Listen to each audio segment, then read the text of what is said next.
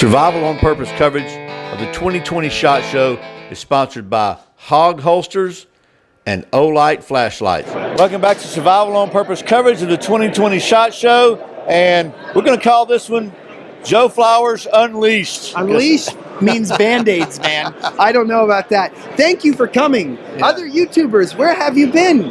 Thank you for coming and covering stuff. He's got the scoop going on now. So as you know, Joe Flowers is a knife designer. He works with Condor tool and knife, and we always want to talk to him. He's got some really cool stuff, and I always like to see what you've got to show us this year, man. We have like 25 new models, of course, every single year. Don't want to keep you bored with like a new color, although we did come out with a new color for a model. We have a new orange pterosaur. Oh, that's cool. Yes, but Yeah. Did you get an orange pterosaur? No, I have a green pterosaur. We should send him an orange one, just so he has it. I like the orange. Don't have to review it, just keep it for construction purposes. Because I lose stuff, so Yeah, orange helps. that's why it's my favorite color too. Yeah, so. All right, so we have a ton of new stuff this year. Let's talk about another designer besides me, because that's important. This is Julio Diaz, a knife maker out of California, I think. Is Julio Diaz out in California, Rick? Is he from California? Julio. Yes. And it's 710 custom kayaks. And Julio, if I screwed that up again on YouTube, I'm sorry. But Julio Diaz is an awesome designer. He first came out checking out our sheaths and helped us with our kayak sheaths. We said, oh, you make knives? Come show us some. And so this is the Talon. This is new this year. This is 1095 steel. It's got the flat style a grip and micarta on the side with the very, very high grind. Comes with the kydex sheath that's actually, reversible. Really cool stuff by Julio. I'll let you palm that one because you have bigger hands than I do, so you can actually show them what a real man's hands look like. Sharp spine. So Yep. it comes with a kydex sheath. Yes, it does. So that's kind of unusual. That's a recent development, you guys, right? Yes, well, we got a really cool designer to come help us with it. Cool. And his name is JulioDiaz.com. This feels really good. Is that like a convex grind? Yeah, it's like a convex with secondary bevel, a very high grind. Yeah. We know people like the Frankenstein at home. You love your knives when you get them, but factory edges are meant to be resharpened. So this one's kind of engineered in the way where if you want to make it a full convex, you can. If you want a secondary bevel, there's a tiny one already on there. We're good to go. Cool. Feels good. Now this isn't a new knife, but this is an in-house Condor tool and knife design. This is a C-axe. It's part of the Norse Dragon series. You can guess why. What does it look like? It looks like a boat, a Viking boat. A Viking boat. Yeah, I guess so. That's interesting. That's probably not what you had in mind. No, but sure. Well, it's Viking-esque. Yeah. And we gave him a really cool boat stand, which you guys will see connected together. Yeah, there's one right there. There it is, like Goes this. together like Legos. Like that, right? Yeah, no, that's Something not like the that. sheath. It comes with the leather sheath. Cool.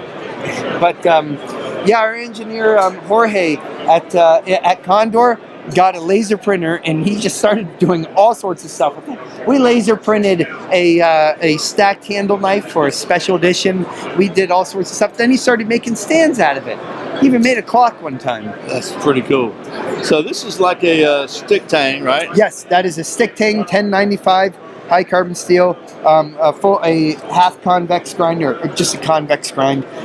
You'll see a lot of that right now, and we don't do a lot of stick tangs. Yeah. So the stick tang on here, you have to be careful with the stick tang because Brian, you can break stuff really easily in a stick tang if you put a 90-degree angle in there. Okay. So when we make our stick tangs, we have a slow taper down there. That way it doesn't put stress on it. About the only guys who can do it right are the guys at K-Bar when they have a stick tang with a 90-degree angle. Huh, that's pretty cool. So I like that. it's different too. Yeah, it's definitely. C-axes are cool. And it feels the handle's really light. I like it. That's cool. So we're going from Vikings. We're going from Vikings to Romanians, or Romans, not Romanians. Romans. This is a lost Roman knife. This knife is based on a archaeological artifact found in London when they were making the new Bloomberg building. It's a lot of words. And what the deal was is they found this like Pompeii of the North, and released all the pictures of the artifacts out there. And I saw this knife, this old rusted knife, and there was some really cool definition handles, you know, like 35,000 years old or something like that. I'm not exactly sure how old it was, but it was BC.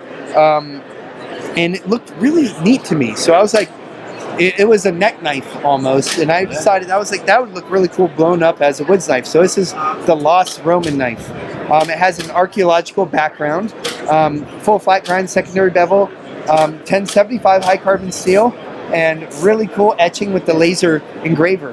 And it feels, you know, what I noticed about this, it just looks like that's a really comfortable knife to use. It is. And it feels really cool. And you know, the cool part about these big lanyards is you can put a bunch of lanyards to help you, you know, grip on a little bit more. So like if you have one of these like 3-finger knives out there and it has a lanyard in the back, you can put like a monkey fist knot on there, and then you have that like fourth finger groove or something along that line. That's so cool. So these are, this one. yeah, I designed that one. Well, actually, some Roman from the BC era did. I just made a replica of it. You adapted it to modern. Yeah, because the Roman one was like this big with this long of a blade, and I was like, oh, that might not work so well. Yeah. So the last one to cover is a big one, because we all like to swing huge objects near the YouTubers. I was talking to somebody today about that, and there's like, we were talking about swords or whatever, and they said, yeah, Joe Flowers would like that one. I thought he was going to kill you one time. So we have, by the way, we have tons of Band-Aids underneath here, so don't worry, he's good. So, and he's full of blood. This is cool. I was telling Joe, this is reminiscent of the very first, the very first Condor knife I bought. And when I first started the channel, I bought a Condor Kukri machete, which is about this size. But it was a lot heavier than this one. That's the weird part. You know, Kukris are heavy beasts in of themselves. When you get one, they're like 1/3 of an inch thick, but they have something called a chira, which is a fuller. This fuller kind of balances it out, and that's kind of, I started it off of the chira before I started anything else. And I was like, if I want to do a big kukri, I want to start from the sole of the kukri blade, part of the anatomy, which is the chira, this huge indentation, kind of like an I-beam, you know, like the I-beams above us, that give it structure. And that's where when we first said that, I'm like, okay, now we can go backwards from that design. Skeletonized handle, tapered tang to kind of represent the stick tang, and it made it weight forward. So we're trying to make a Porsche, not just a clunker. This is probably a really good chopper. Yeah, well, you'll get one. You can find out. If you like kukris, and you know, you paid for that other kukri, right? I did. Okay, we need to make that right, internet. We need to send him some blades. You know what? He gets a blade, and he gets a blade, and he gets a blade. You know why I bought it? Because I was trying to make a bow. Oh, really? And so I thought I need a draw knife, and so I get a draw. So it worked perfect. It really did. Yeah, they're really good. But the bow didn't turn out so good. Oh, I've broken like 20 bows, dude. I'm right there with you. I was almost done with it. I made it a Boy Scout camp for all week. I'm sharpening it, and then I get home and it's got this big warp in it. So I'm like, okay, we're done. That happens. But that's cool. I've broken like 20 bows. So like, it's fine. Not 20, at least 3 though. But yeah, you're working on like a nice piece of locust, and then you don't see that tiny little vein. But one day I'm going to make a bow that works. Hey, there you go. So. Come down on one of my bushcraft global trips, and you can make a bow, work really hard, and then destroy it on YouTube like Andy Tran did. Oh, did Poor he? guy. Yeah. Yeah. Well, the bows are different there. You do a quick pull instead of like an elongated, you know, style pull. But Andy's an archer too. So yeah. He was kind of heartbroken. I brought him a new blade blank to make a new one out of. That's cool. Oh, don't tell him that. It's a surprise. Yeah. So I'm sure he's just waiting with bated breath for my next video. Yes. There's a surprise there. Spoiler alerts. You get a blade, he gets a bow, you get a blade. I did see Andy. I'm done with that meme. Sorry, guys. We're having fun without you. That's we love right. you. So, as you know, Condor Knife and Tool is one of my favorite brands. You know, we're always looking for a quality product at an affordable price, right? Yeah. And there's a lot of, I think anybody that makes and designs knives would say, and I know you design knives for other people. Yeah. There's a lot of people make great knives out there. Just carry a knife. Doesn't have to be ours. Yeah, but I think that you guys have a really broad selection and a really good quality. So, yeah. So, well, I mean, the blade community is a small community. We all got to stick together. Yeah. But there's a key word there too, blade. So just as long as you carry a knife, you know, we're happy with you. Yeah, you can have a knife. I'm amazed. Like, I'm a scoutmaster, so yeah. I ask people, like, you know, let me borrow your knife. You don't have a knife? Come on. What's wrong with you? You don't have a knife? It's America. Yes.